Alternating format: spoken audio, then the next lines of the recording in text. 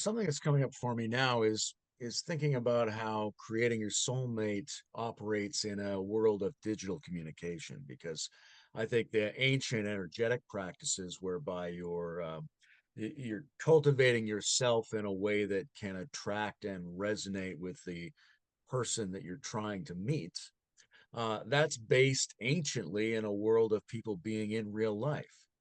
How does that translate to something like dating sites? And what do you communicate to someone in an artificial method of communication that could do some of that appropriate signaling and participate in a more magical coming together rather than having it sort of get diluted and degraded by the new communication tools? I did a lot of online dating before I met Greg, and I feel you can really feel vibration over the internet. I Mhm. think that's really present, perhaps even more when you're not distracted by the person. Sex takes place in the physical, let's face it.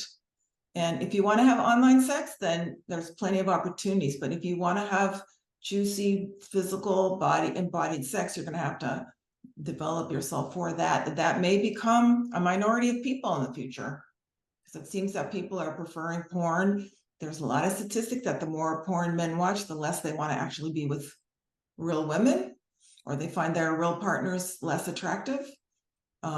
Women seem to be happier reading romance novels. In fact, ebooks of romance novels, to your point, if it's all going digital, seems to be the preferred avenue for that. People in Japan, there are statistics that people in Japan, young people, don't really want to have sex anymore. They think it's gross, and they prefer online sex. And the government is actually taking steps to try to get young people to meet in person because they're afraid of the birth rate, because nobody wants to have sex anymore. So this may be the future, that the people who are actually interested in a tantric embodied experience may be the minority, but it's the truth today too. So And I think when you're dealing with the digital world, there are certain rules and regulations. You want to keep yourself safe and you can't just put yourself out there 100%, but I think you have to be yourself. I mean, you just have to put out the vibration that you are, because that's the only way to attract people who are going to be attracted to that vibration. And if you don't, when do you change? Or do you keep performing?